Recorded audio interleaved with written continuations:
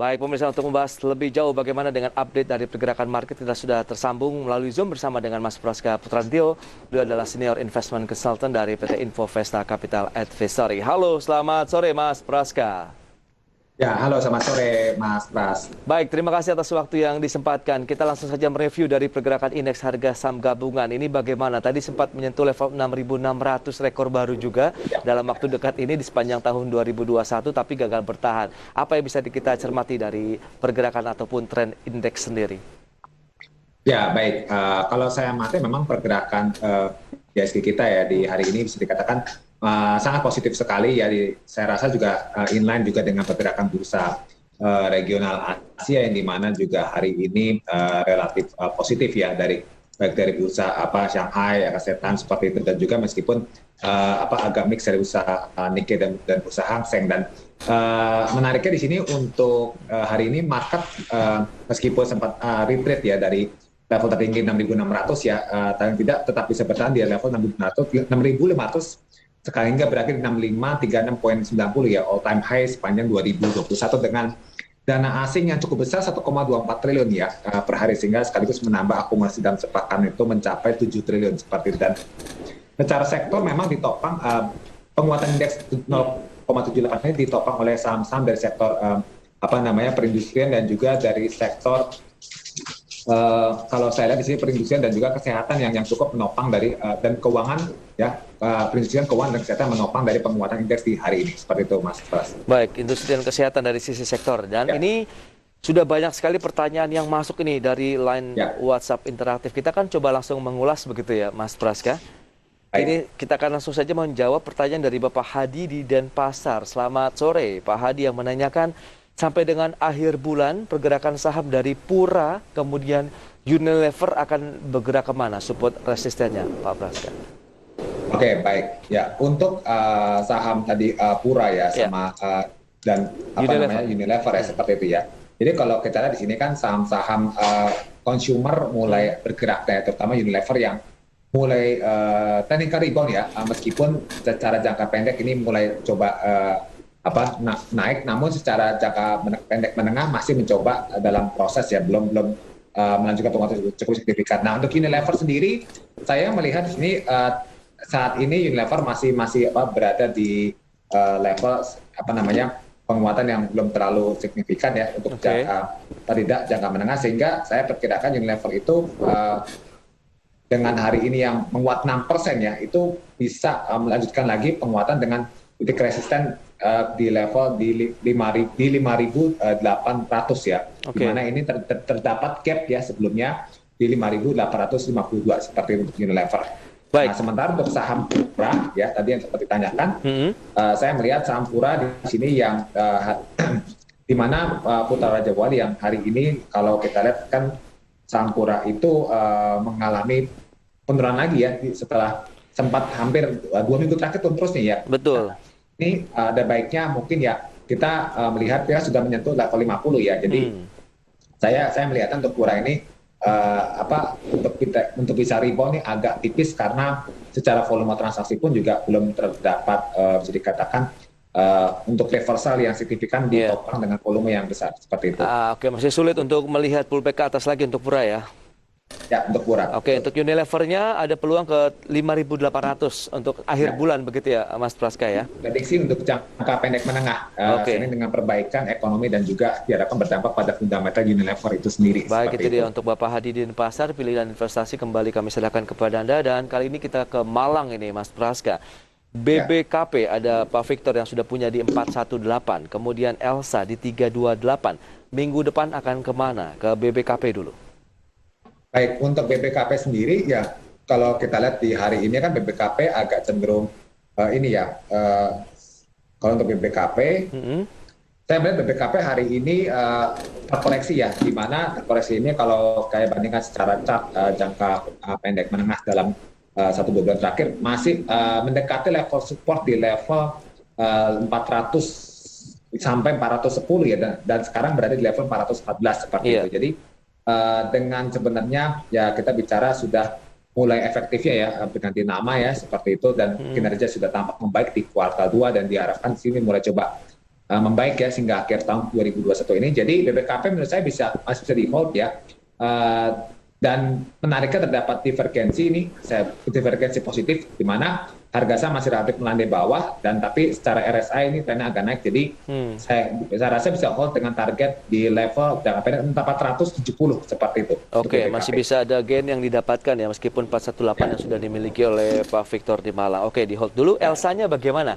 Kalau sudah punya di 328. Untuk Elsa. Iya. Baik, untuk Elsa di sini kita tentu saja secara 328 ya. Ya. Secara teknikal kan memang semua komoditi agak naik ya, dan hari ini ya memang sempat terkoreksi ya, dan sempat tertinggi hari ini adalah di level 334 ya seperti. Jadi saya rasa masih bisa di hold ya untuk Elsa karena semua saham-saham komoditas tampaknya mulai coba rebound ya. Namun dengan catatan Elsa sini saya melihatnya lebih ke jangka pendek saja dengan target itu resisten di level 340-an untuk trading jangka pendek. Setelah mencapai level-level resisten tadi sebaiknya dilepas tidak untuk BPKP kemudian Elsa? Dilepas saja. Oke, ya, baik, untuk itu Elsa dia. sebaiknya dilepas. Itu dia untuk Pak Victor di Malang. Kemudian kita ke Medan, ada Ibu Lisa. Selamat sore, menanyakan AGRO sudah punya di 1990, closing hari ini minus 4%-an, 1850. Oke, baik. Untuk agro yang di mana kemarin juga sudah kalau saya lihat di sini sudah memasuki area bearish ya jangka pendek ya, dan hari ini koreksi lagi 4% sehingga sudah break support nih, support untuk AGRO ya. Iya. Ya. Agro sudah break support di level 1990-an ya, sekarang di posisi 1850. Jadi ada baiknya mungkin kita wait and see dulu ya untuk agro ya. Untuk ketika kembali masuk itu saya sih memperkirakan untuk bisa kembali masuk di kisaran 1.580 sampai di 1.700-an jika ingin kembali mengakumulasi seperti itu. Baik, kalau sudah punya di 1990, jadi gimana? Kalau ada dana kita ngambil lagi di posisi bawah? Kalau ada dana, saya melihatkan di sini lebih baik kita mengakumulasi lagi, tapi dengan range ya tadi yang saya sebutkan ya, di level 1.630 maksud saya sampai di level 1.700-an seperti itu. Oke. Karena tadi sudah break level supportnya di 1990 ya. Ya. Yang sudah menjadi level kepemilikan dari Ibu Lisa. Jadi kalau nanti pullback lagi kemana kira-kira AGRO-nya? Kalau saya lihat secara technical view ya pullback itu kembali ke level tadi ya di 1990-an. Jadi di level support yang menjadi nanti next di resistance seperti itu. Oh, berarti memang ya kalau misalnya punya di 1990, kalau ada dana tambahan sih mendingan beli lagi di bawah tadi untuk meminimalisasi kerugian ya, karena nanti akan jadi level resisten setelah turun di 1990 tadi ya Mas Praska ya. Ya, betul. Oke, kita ke Jakarta, ada Ibu Jenny. Apa kabar Ibu? BBRI sudah punya di 4250, kemudian Pegas juga ditanyakan apakah ini masih koreksi wajar untuk Pegas. BBRI dulu nih bagaimana? Ya, kalau untuk BBRI di sini kalau saya lihat ya, BBRI itu secara tren harga memang setelah publikasi red issue yaitu pesat cukup kencang sekali dan juga bisa dikatakan arus dana investor asing melesat cukup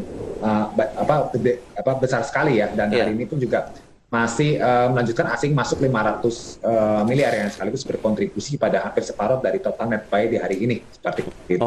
Jadi BBRI bisa tetap di hold ya. Menarik sekali sudah tutup gap atas sebenarnya di 4.200 hari ini ya, karena tutup di 4.280.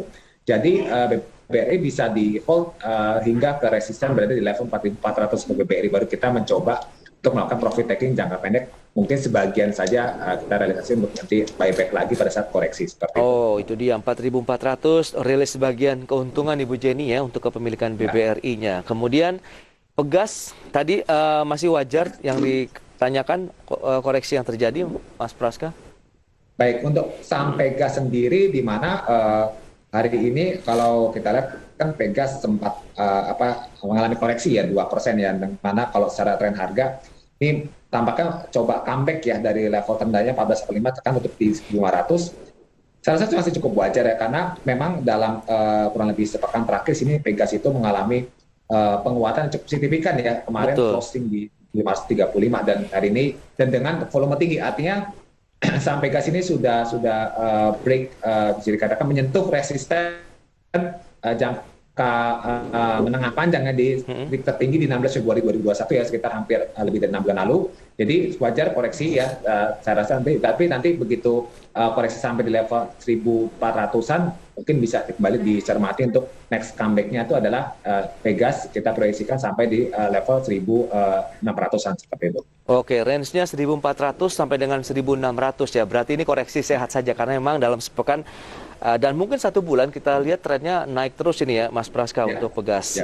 Baik, itu dia untuk Ibu Jenny di Jakarta. Kemudian kita ke Bandung, ada Pak Joni, selamat sore. BABP yang ditanyakan, Mas Praska, sudah punya posisi di 262, dengan hari ini minusnya hampir 7%, di 240, yang ditanyakan apakah bisa average down?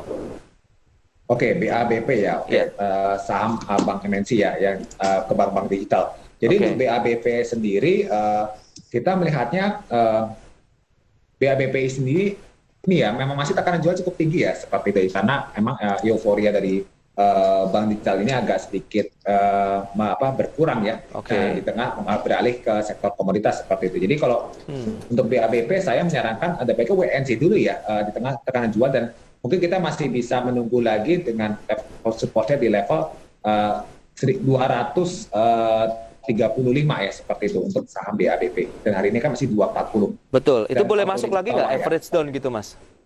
Ya. Kalau average down masih Anda sarankan nggak atau tidak dulu? Untuk saya melihatnya sebenarnya untuk BABP mungkin jangan dulu ya. Kita melihat sampai tekanan jualnya seberapa besar seperti itu. Karena tekanan jual di sini meskipun sudah mereda, kita pengen tahu sampai seberapa dalam untuk tekanan jual dari saham BABP. Karena secara tren teknikal pun masih bearish jangka pendek menengah ya. Jadi saya mungkin menghindari untuk kondisi tren tersebut. Meskipun secara teknikal RSI sebenarnya agak menariknya adalah cenderung ada divergensi positif untuk kurang lebih sepekan terakhir, tapi saya menyarankan di wait and see dulu. Wait and see dulu. Kalau misalnya break naik lagi ke atas, kira-kira level berapa yang bisa disentuh? Saya menyarankan jika mampu break level support dan menjadi resisten ya di level 285, itu yang bisa kembali dicermati. Oke. 285 ya, kemungkinan dari peluang pullback-nya lagi BABP. Itu juga sekaligus menjawab pertanyaan dari Pak Tony di Jakarta Barat yang sudah punya posisi di 252.